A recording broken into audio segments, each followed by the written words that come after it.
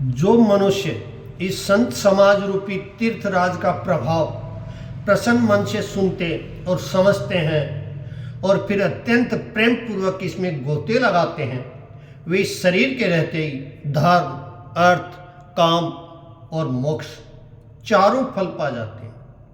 इस तीर्थराज में स्नान का फल तत्काल ऐसा देखने में आता है कि कोए कोयल बन जाते हैं और बगुले हंस।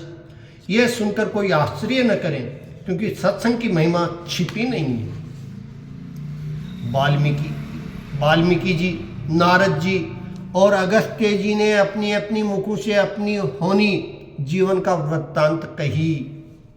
जल में रहने वाले, जमीन पर चलने वाले और आकाश में विचरने वाले नाना प्रकार के जड़ चेतन जितने जीव इस जगत में है, उनमें से जिसने जिस समय जहां कहीं भी जिस किसी यत्न से बुद्धि, कीर्ति, सद्गति, विभूति और ऐश्वर्य और भलाई पाई है, सो सब सत्संग का ही प्रभाव समझना चाहिए।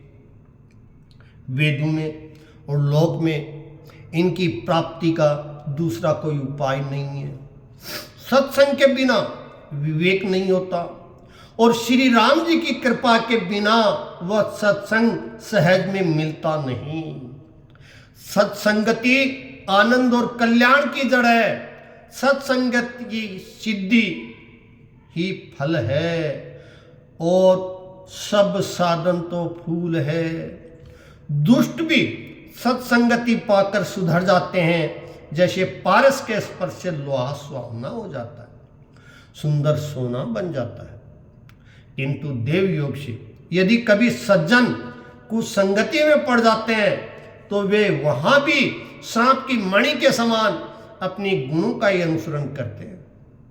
अर्थात जिस प्रकार सांप का संसर्ग पाकर भी मणि उसके विष को ग्रहण नहीं करती तथा अपनी सहज गुण प्रकाश को नहीं छोड़ती, उसी प्रकार साधु पुरुष दुष्टों के संग में रहकर भी दूसरों को प्रकाश ही देते हैं। दुष्टों का उन पर कोई प्रभाव नहीं पड़ता।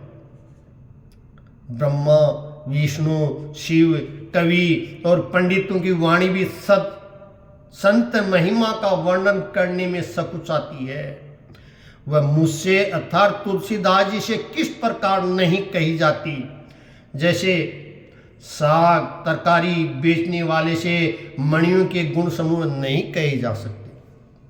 मैं संतों को प्रणाम करता हूँ, जिनके चित्त में समता है, जिनका न कोई मित्र है और न शत्रु है।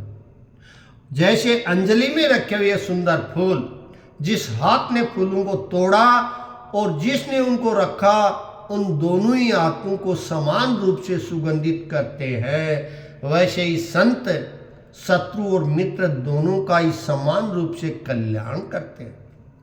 संत सरल हृदय और जगत के हितकारी होते हैं। उनके ऐसे स्वभाव और स्नेह को जानकर मैं विनय करता हूँ, मेरी इस बाल विनय को सुनकर कृपा करके श्री राम जी के चरणों में मुझे प्रीति दे। बोल सियावर रामचंद्र भगवान की जय। मंगल भवन अमंगल